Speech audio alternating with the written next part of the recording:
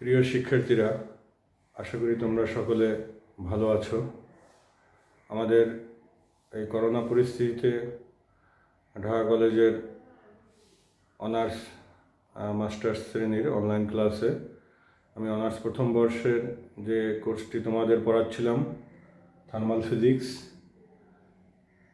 তার যে অধ্যায়টি নিয়ে আমরা আলোচনা করছিলাম, kinetic theory of gas.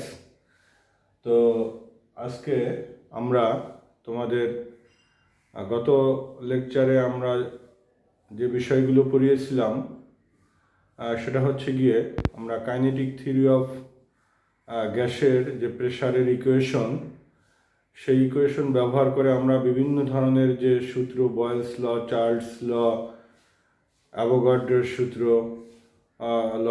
Avogadro hypothesis যেটাকে আমরা বলি, ডাল্টনস ল, বিভিন্ন সূত্রগুলো আমরা প্রমাণ করেছিলাম। তো আজকে তোমাদের যে বিষয়টি এই অধ্যায়ে তোমাদের সিলেবাসে আসছে সেটি হচ্ছে গিয়ে আমাদের যে এই যে কাইনেটিক থিওরি অফ গ্যাস বা গ্যাস মলিকুলগুলো আমরা যেটা জানি যে নাম্বার অফ একটা গ্যাসের ভিতরে এখানে n সংখ্যক গ্যাস মলিকুল থাকতে পারে এবং তাদের যে ভেলোসিটি এটা হচ্ছে গিয়ে 0 to ইনফিনিটিভ হতে পারে। এটা আমরা ফান্ডামেন্টাল অ্যাজাম্পশন অফ গ্যাস থেকে আমরা জেনেছি। তো আমাদের এখন যেহেতু এই যে গ্যাসের মলিকুলগুলোর ভেলোসিটি ভিন্ন ভিন্ন হতে পারে, কিন্তু গ্যাস নিয়ে যখন সায়েন্টিস্টরা বিভিন্ন ধরনের প্রবলেম সলভ ইকুয়েশন বা প্রবলেম সলভ করতে যান, সেক্ষেত্রে আমাদের ইন্ডিভিজুয়ালি প্রতিটি গ্যাসের অণু নিয়ে আসলে তাদের ভেলোসিটি নিয়ে কাজ করা খুব জটিল। এই জন্য তাদের যে ভেলোসিটি তার সেক্ষেত্রে আমরা এই অণুগুলোর যে অ্যাভারেজ অথবা মিন ভেলোসিটি কী হয়, সেক্ষেত্রে মিন স্কোয়ার ভেলোসিটি কী হতে পারে, অথবা রুট মিন স্কোয়ার ভেলোসিটি, তিনটে টার্ম আছে। তো আমরা এই তিনটে টার্ম কি সেটা আমরা প্রথমে দেখি। প্রথমে হচ্ছে গিয়ে মিন ভেলোসিটি।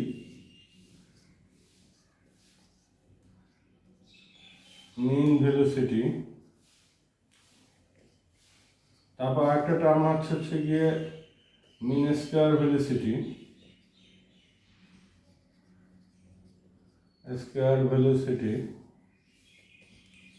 আরেকটি টার্ম হচ্ছে গিয়ে root mean square velocity,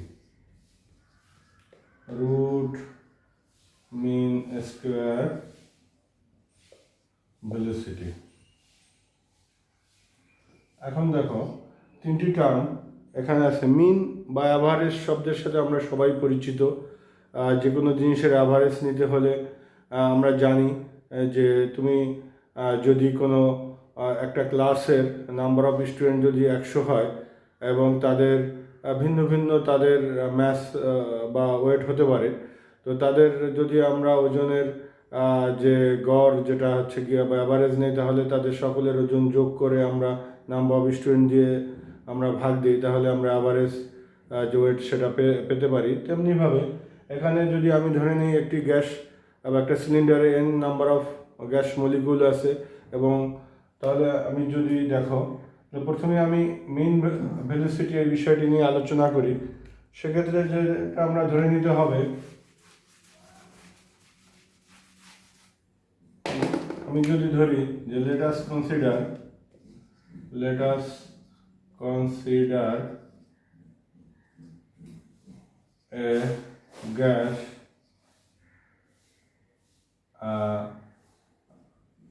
and number of gas molecule, number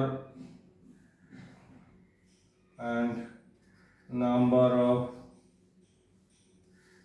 gas molecules is n। যদি আমরা ধরে নিই কোনো একটা গ্যাস যাদের ভিতরে n number of gas molecule আছে, এবং তাদের যদি আমরা ধরি if the velocity of gas molecules are respectively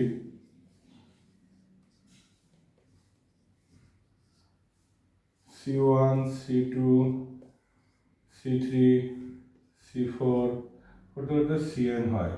দেখো তাহলে আমরা ধরলাম কোনো একটা গ্যাস আমরা নিলাম, তার ভিতরে n number of gas molecule আছে এবং তাদের n নাম্বার অফ গ্যাস মলিকুলের যে ভেলোসিটি যে তাদেরকে মানে রেসপেক্টিভলি C1 নাম্বার অফ প্রথম নাম 1 নম্বর গ্যাস মলিকুল যদি ধরি তার velocity C1, second C2, third number C3, C4 এভাবে করতে করতে আমরা Cn তাদের ভেলোসিটি যদি হয় তাহলে সেক্ষেত্রে মেইন ভেলোসিটি কী হবে? তাহলে আমরা এই যে এদের যে ভেলোসিটিগুলো প্রথম গ্যাস কণাটার বা মলিকুলের যে ভেলোসিটি C1, দ্বিতীয় গ্যাস মলিকুলের C2, থার্ড মলিকুলের C3, এদের সবগুলোকে আমরা যোগ করে যেহেতু number of gas molecule n আমরা n দিয়ে ভাগ দেবো, তাহলে আমাদের মেইন ভেলোসিটি তখন দেখতে পারবো এদের জন্য কি, এদের জন্য মেইন ভেলোসিটিকে আমরা যদি c দিয়ে রিপ্রেজেন্ট করি বা c বার, তা সেক্ষেত্রে হবে কি দেখো C1 plus C2 plus C3 plus C4 তো Cn বাই n, এটা হচ্ছে কি মেইন ভেলোসিটি বা অ্যাভারেজ ভেলোসিটি। তাহলে মিন স্কয়ার ভেলোসিটি কি হবে? মিন স্কয়ার ভেলোসিটি যেটা হবে সেটা হচ্ছে গিয়ে একইভাবে আমরা যেভাবে নাম্বার অফ গ্যাস মলিকুল যদি ধরি এবং তাদের যে ভেলোসিটি তাদের যদি আমরা স্কয়ার করি অর্থাৎ বর্গ নেই, সেক্ষেত্রে আমাদের কি হবে দেখো, সেক্ষেত্রে অর্থাৎ আমরা এখানে ধরবো if the velocity of gas molecule are respectively if the square ভেলোসিটির জায়গায় তোমরা লিখতে পারো if the square velocity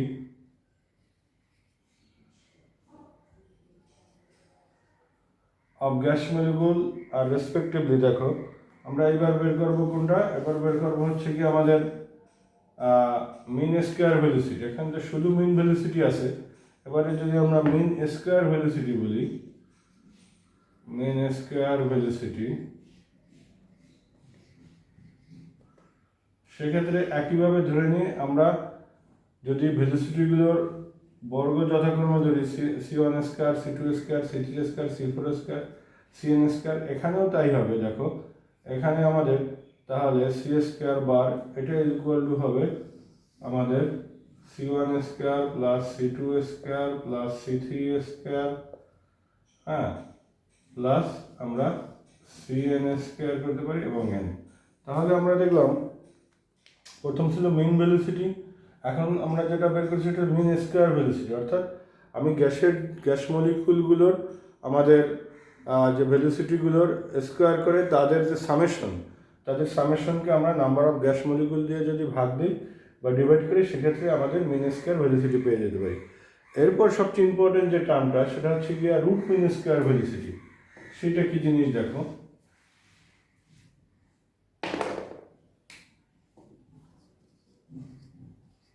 root mean square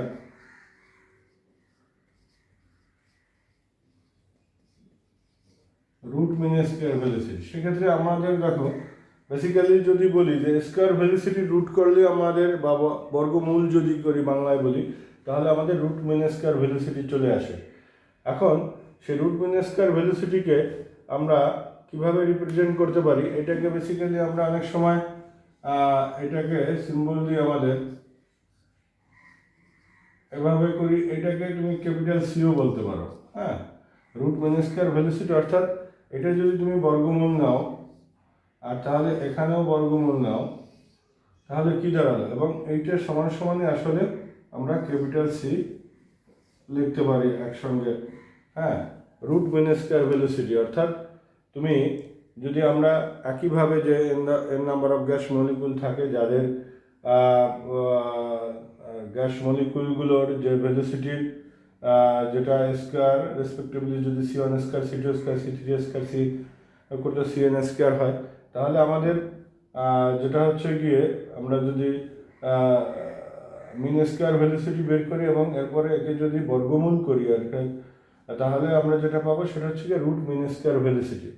এখন মজার বিষয় দেখো, এখানে হচ্ছে গিয়ে আমরা একদিকে বর্গ করছি আবার বর্গমূল করছি, তাহলে দুটো কেটে কেটে তোমার মনে হতে পারে যে মিন ভেলোসিটি এবং root mean square velocity same হবে? আসলে মান সেম হয় না। আমরা একটা এক্সাম্পল দিই, দেখো এক্সাম্পল দিয়ে যদি আমরা দেখাই তাহলে ম্যাথমেটিক্যালি আমরা প্রমাণ করে দেখাতে পারবো যে আসলে সেম হয় না মানটা। সেটা কি? সে এক্সাম্পলটা কি? এই যে আমরা n number of gas molecule ধরলাম, আমি ধরলাম এখানে যে নাম্বার অফ গ্যাস মলিকুলের আমি যদি 5 নাম্বার অফ গ্যাস মলিকুল নেই, যে যেখানে n ইজ ইকুয়াল টু আমাদের 5, তাহলে আমরা যদি ধরি যে C1 is equal to 2, C2 is equal to 4, C3 is equal to 6, C4 is equal to 8, হ্যাঁ, তারপরে C5 ইকুয়াল টু 10, তাহলে সেক্ষেত্রে আমাদের মিন ভেলোসিটি কী হতো? মিন ভেলোসিটি সেক্ষেত্রে দেখো, সেক্ষেত্রে মিন ভেলোসিটি বের হতো, মিন ভেলোসিটি এটাকে যদি আমরা সি বলি তাহলে কি হতো? এখানে 2 plus 4 plus 6 plus 8 plus 10 by আমাদের number of gas molecule 5, N এর ভ্যালু। তাহলে আমাদের কী বের হতো? দেখো এখানে 4 2 4 4 10 12 12 আর 8 কত? 20 আর 10 30, আমাদের এখানে 30, এখানে 5, দেখা গেল আমাদের 6 আসতো। কিন্তু তুমি দেখো এটা যদি আমরা তাহলে আরেকটা জিনিস যদি বের করতে চাই, এখানে তুমি যদি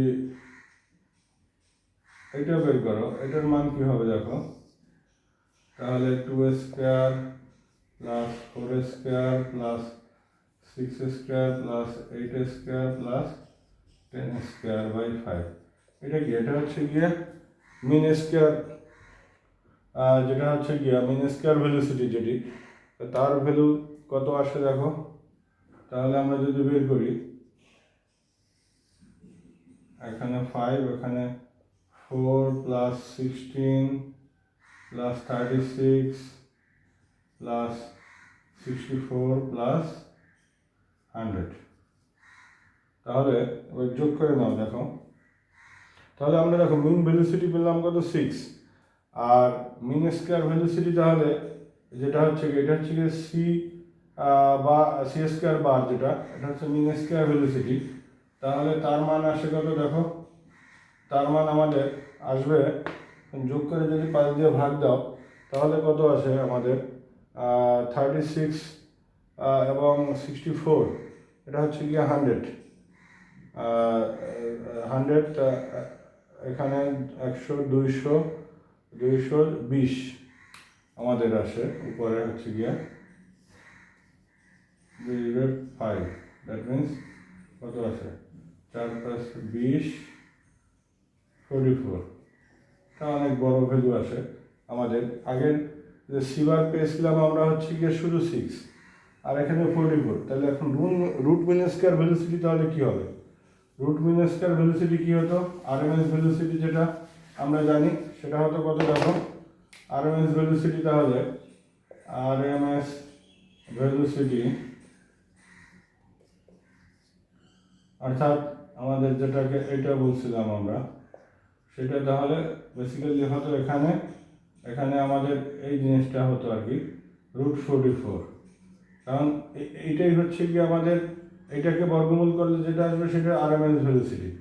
তাহলে এখানে দেখা যায় আমাদের যদি বর্গমূল করি, এখানে কিন্তু 6-এর চেয়ে বেশি আমরা ভ্যালু পাবো। আমরা জানি 6 পয়েন্ট সামথিং আসবে, এখানে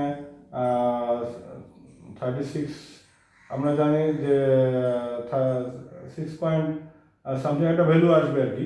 তাহলে দেখা যাচ্ছে আমাদের যে সবচেয়ে বেশি মান পাই আমরা মিন স্কয়ার ভেলোসিটি, এরপরে পাই রুট মিন স্কয়ার ভেলোসিটি, এরপরে পাই আমরা মিন ভেলোসিটি। তাহলে আমরা কি লিখতে পারি? বেসিক্যালি আমরা যদি এইভাবে লিখি তাহলে আমরা এখান থেকে যেটা পেলাম সে বিষয়টা হচ্ছে দেখো, সেটা হচ্ছে গিয়ে আমাদের mean square velocity, mean square velocity greater than কি হবে আমাদের root mean square velocity, root mean square velocity greater than হবে আমাদের মিন ভেলোসিটি। তাহলে সবচেয়ে বড় কোনটা? সবচেয়ে বড় হচ্ছে গিয়ে মিন স্কয়ার ভেলোসিটি, এরপরে বড় রুট মিন স্কয়ার ভেলোসিটি, একদম সবচেয়ে ছোট হচ্ছে গিয়ে মিন ভেলোসিটি। তাহলে আমাদের যেটা পেলাম যে গ্যাসের ক্ষেত্রে আমরা বেসিক্যালি আসলে যে তিনটা এখানে মেন ভেলোসিটি অথবা mean square velocity, root mean square velocity, এই তিনটার ভিতরে আমরা যখন ম্যাথমেটিক্যাল ক্যালকুলেশন করি তখন basically root mean square velocity যেটা মধ্যে যেটা অর্থাৎ যেটাকে আমরা বলি আরএমএস ভেলোসিটি, এইটার মান নিয়েই আমরা কাজ করি বা ক্যালকুলেশন করি। তো যাই হোক, আমাদের যে গ্যাসের যে মলিকুলগুলোর যে তিন ধরনের যে অ্যাভারেজ ভেলোসিটি বা রুট মিন স্কয়ার ভেলোসিটি অথবা মিন স্কয়ার ভেলোসিটি কি সে বিষয়টা আমরা জানলাম। এইবার আমাদের একটা নতুন টার্ম, সেটা হচ্ছে গিয়ে ডিগ্রিস অফ ফ্রিডম অর্থাৎ স্বাধীনতার মাত্রা কি, এটা আমরা শিখবো। দেখো, degrees of freedom, degrees of freedom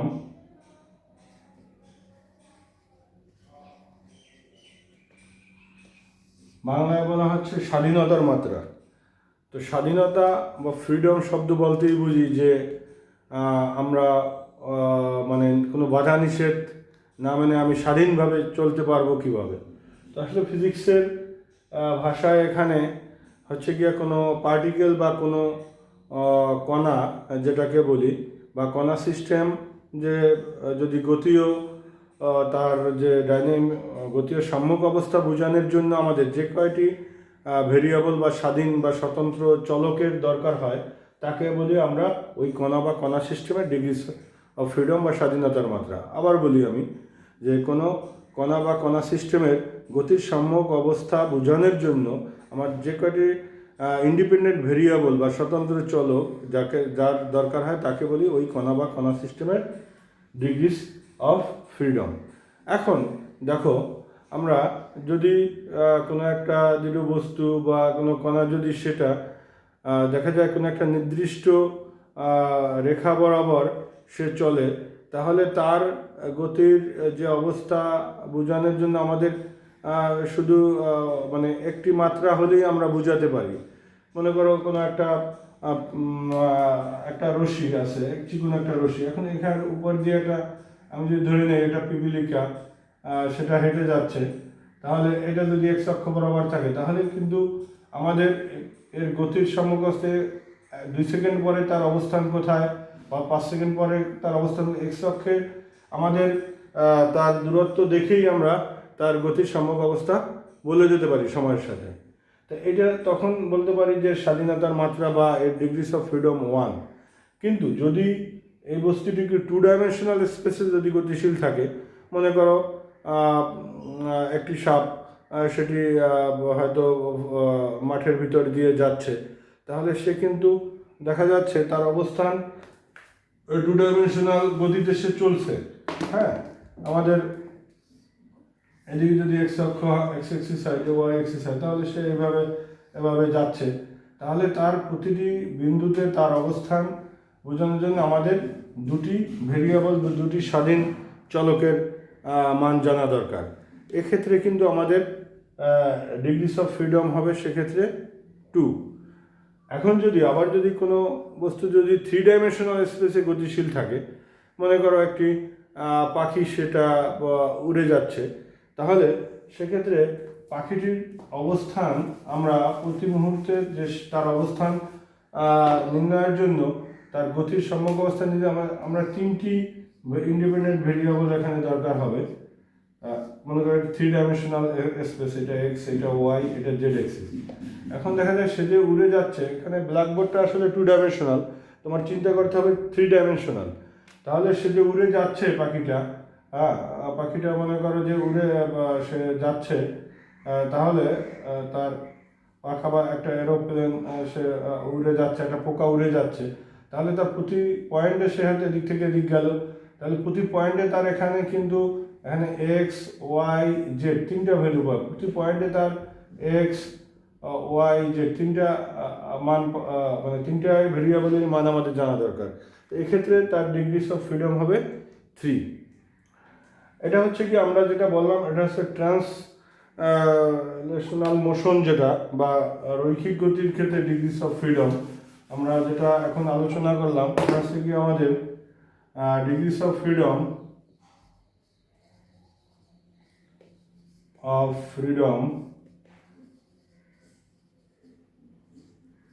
or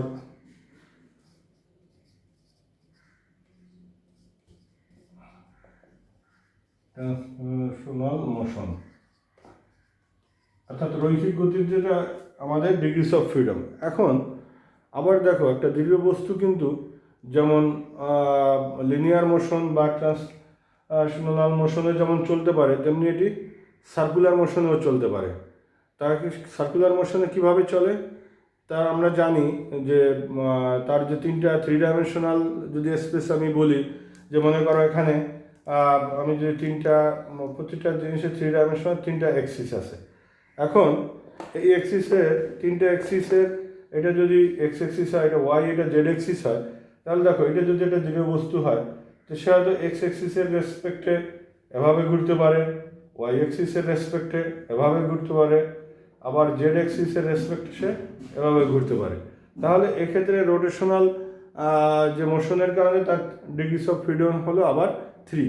তাহলে একটা দৃঢ় বস্তুর ক্ষেত্রে আমার ট্রান্সলেশনাল মোশনের জন্য ডিগ্রিস অফ ফ্রিডম যেমন 3 হতে পারে, 3 ডাইমেনশনাল স্পেসে যদি সেটা গতিশীল হয়, তেমনিভাবে রোটেশনাল মোশনের জন্য আবার তার ডিগ্রিস অফ ফ্রিডম হতে পারে 3। তাহলে টোটাল তার ডিগ্রিস অফ ফ্রিডম হতে পারে 3 + 3 মানে 6। অর্থাৎ কোনো এক্ষেত্রে আমরা দেখলাম যে কোনো দৃঢ় বস্তু যদি সেটা 3 ডাইমেনশনাল স্পেসে সে মুভমেন্ট করে, সেক্ষেত্রে তার ডিগ্রিস অফ ফ্রিডম ম্যাক্সিমাম হতে পারে 6। তিনটা হচ্ছে গিয়া তোমার ট্রান্সলেশনাল মোশন, এবং আর তিনটে হচ্ছে গিয়া সার্কুলার মোশনের ক্ষেত্রে বা রোটেশনাল মোশনের ক্ষেত্রে।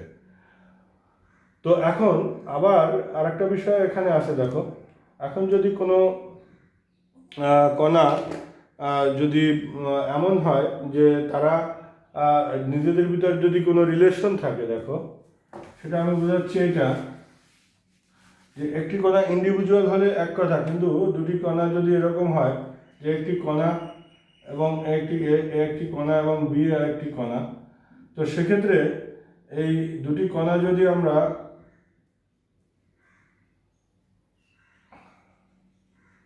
এখন যদি আমি আরেকটা চিত্র কল্পনা করি, দেখো কণা দুটি হয়তো এটাকে আমরা হয়তো ওয়াই অ্যাক্সিস বলি, এটাকে জেড অ্যাক্সিস বলি, এটা তো এক্স অ্যাক্সিস। এখন এ এবং বি দুটি ইন্ডিভিজুয়াল কণা, তারা যদি কোনো দৃঢ় বন্ধনে আবদ্ধ থাকে, তাহলে সেক্ষেত্রে দেখো তাদের আমাদের ট্রান্সলেশনাল এই কণাটা যদি এই যে যেমন একটি দৃঢ় বস্তু 2 পয়েন্টে যদি দুটি কণা থাকে, তাহলে তাদের ট্রান্সলেশনাল যে ডিগ্রিস অফ ফ্রিডম সেটা 3 হবে, but rotational degrees of freedom কিন্তু 2 হবে।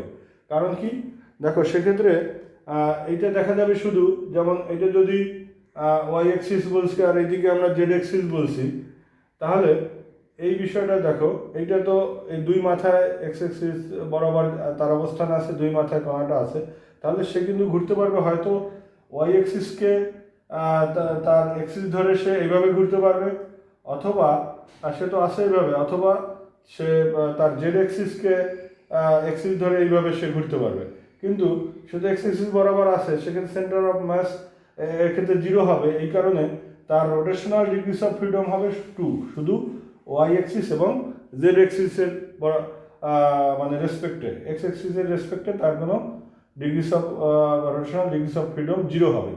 তাহলে তার total degrees of freedom translational মোশনের জন্য তো 3 আগেই আমরা জানি, আর রোটেশনালের ক্ষেত্রে আমাদের 2, মোট হবে 3 + 2 মানে 5।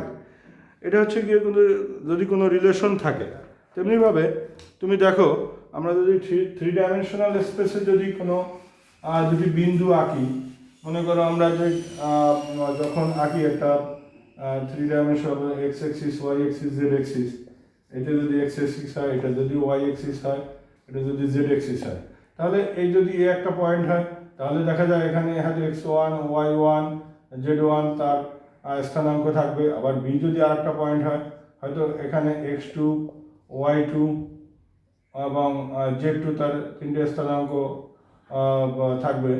এখন যদি এরা ইন্ডিভিজুয়াল এই কণাটি ডিগ্রিস অফ ফ্রিডম, যেটা হচ্ছে গিয়ে আমাদের ট্রান্সলেশনাল ডিগ্রিস অফ ফ্রিডম হবে 3, এর ইন্ডিভিজুয়াল হবে 3, কিন্তু যদি দেখা যায় এ এবং বি কণার ভিতরে কোনো রিলেশন থাকে, কোনো দিকের সম্পর্ক থাকে, তাহলে সেক্ষেত্রে কিন্তু এই তাদের ডিগ্রিস অফ ফ্রিডম একটি কমে যাবে আর কি। অর্থাৎ সেক্ষেত্রে তাদের পূর্ণাঙ্গ ভাবে ডিসক্রাইব করার জন্য, তার গতির সাম্যক অবস্থা বোঝানোর জন্য আমাদের ডিগ্রিস অফ ফ্রিডম হবে হচ্ছে 5।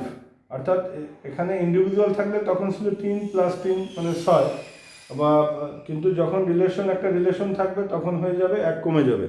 এটাকে আমরা যদি একটা মানে সূত্রের বা ব্যাখ্যা আকারে এভাবে দেখাতে পারি যে যদি 2 বা ততোধিক কণার ভিতরে যতগুলো রিলেশন থাকবে, তাদের ইন্ডিভিজুয়াল ডিগ্রিস অফ ফ্রিডমের যোগফল থেকে ওই নাম্বার অফ রিলেশন সংখ্যা বিয়োগ দিলে তাদের টোটাল ডিগ্রিস অফ ফ্রিডম পাওয়া যাবে।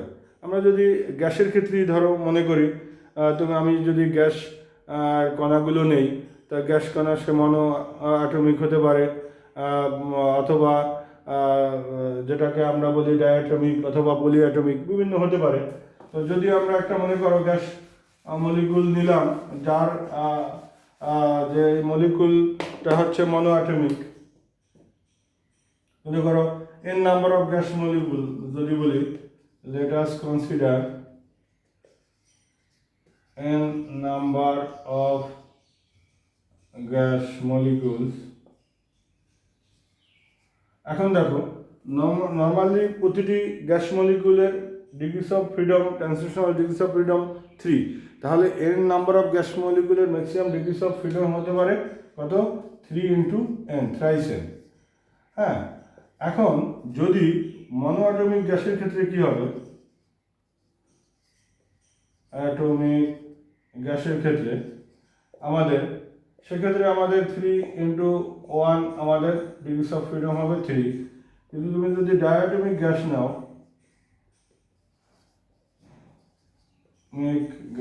গ্যাস মলিকুল নাও, দেখো সেক্ষেত্রে আমাদের 3 × এখানে n এর ভ্যালু হচ্ছে কি আমাদের তাহলে 2, 6। কিন্তু যদি আমাদের ডায়াটমিক গ্যাস মলিকুল, যে একটা গ্যাস মলিকুল বা গ্যাসের একটা যে মলিকুলের দুইটা গ্যাস অ্যাটম থাকবে আমাদের, সেক্ষেত্রে এই অ্যাটম মনে করো এখানে হাইড্রোজেনের বা অক্সিজেনের একটা গ্যাস অ্যাটম এবং এখানে অক্সিজেনের একটা গ্যাস অ্যাটম, তাহলে দুটার ভিতরে তো একটা বন্ডিং থাকবে। যেহেতু বন্ডিং থাকবে, এই যে একটা রিলেশন আছে, এই কারণে তার আমাদের ডিগ্রিস অফ ফ্রিডম 1 কমে যাবে, অর্থাৎ টোটাল ডিগ্রিস অফ ফ্রিডম হবে 5। তেমনি যদি মনে করো যে 3টা ট্রাই অ্যাটমিক গ্যাস মলিকুল নেই,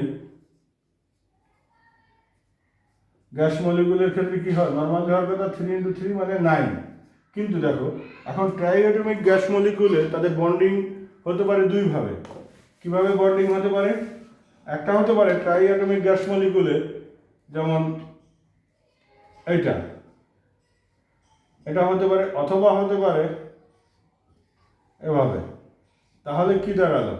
এখানের ক্ষেত্রে এই শেপে যদি বন্ডিং হয়, সেক্ষেত্রে তার number of degrees of freedom হবে, দেখো এখানে তাহলে দুইটা বন্ডিং, তাহলে 9 - 2 অর্থাৎ 7। আর এই ক্ষেত্রে 1টা 2টা 3টা বন্ডিং, তাহলে সেক্ষেত্রে 9 - 3 মানে 6। তাহলে এইভাবে আমাদের কমনলি যে ফর্মুলা সেটা আমরা বলছিলাম যে যদি নাম্বার অফ গ্যাস মলিকুল হয় 3n হবে, এবং যতগুলো রিলেশন থাকবে সেটা থেকে সেটা বিয়োগ হবে। তেমনিভাবে অনেক সময় ভাইব্রেশনাল ডিগ্রিস অফ ফ্রিডমও আছে। যদি গ্যাস মলিকুলগুলো হাই টেম্পারেচারে ভাইব্রেট অবস্থায় থাকে, সেক্ষেত্রে সেটাও আমাদের কাউন্টে আনতে হবে। যাই হোক, আমরা মোটামুটি ডিগ্রিস অফ ফ্রিডমের যে বিষয়টা একটা কোনো কণা বা কণা সিস্টেমের যে গতির সাম্যক অবস্থা বোঝানোর জন্য যেভাবে যতগুলো আমাদের স্বাধীন চলক দরকার তাদের কিভাবে আমরা তাদের সেই ডিগ্রিস অফ ফ্রিডমের মান পাই সেটা আমরা দেখলাম। এখন আমাদের প্রিন্সিপাল অফ ইকুইপার্টিশন এনার্জি কি সেই জিনিসটা এবার আমরা দেখব, অর্থাৎ শক্তির সমবিভাজন সূত্র। দেখো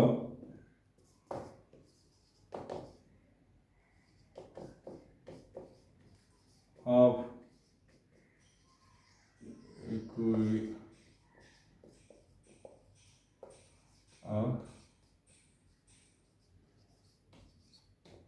মানে যেটাকে বাংলায় বলি আমরা শক্তির সমবিভাজন সূত্র, প্রিন্সিপাল অফ ইকুইপার্টিশন এনার্জি। আমরা কিন্তু গত ক্লাসে তোমাদের দেখিয়েছিলাম লাস্ট ক্লাসগুলোতে যে একটি গ্যাস যে মলিকুলগুলো আছে তাদের যে মেইন অ্যাভারেজ কাইনেটিক এনার্জির মান কত হয় 3/2 কেটি। এটা কিন্তু আমরা তোমাদের দেখিয়েছিলাম। তারপরেও যদি আবার মনে না থাকে আমি আবার স্টার্টিং থেকে তোমাদের বলতে পারি যে এইটা প্রমাণ করার জন্য আমাদের যেটা করতে হবে সেটা হচ্ছে গিয়ে প্রিন্সিপাল অফ আগে ইকুইপার্টিশন এনার্জিটা কী, আসলে এই কনসেপ্টটা কী, সেটা হচ্ছে গিয়ে আমাদের একটু আগে যেটা তোমাদের আলোচনা করলাম যে ডিগ্রিস অফ ফ্রিডম।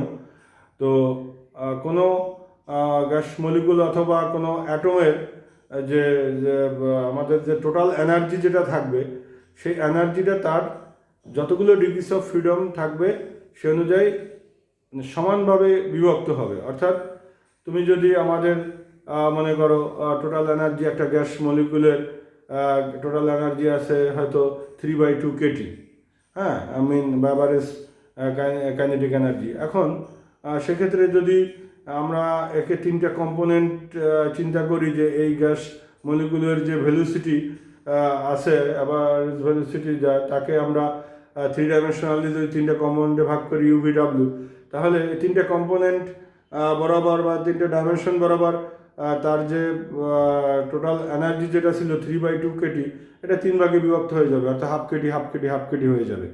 তো এই জিনিসটাই হচ্ছে কি আমাদের প্রিন্সিপাল ইকুইপার্টিশন এনার্জি। তো সেটা আমরা প্রমাণ করার জন্য আমরা যদি ধরে নেই যে let us consider two gases at same temperature, same pressure, টেম্পারেচারকে আমরা ক্যাপিটাল টি দেই, same pressure and same volume. দেখো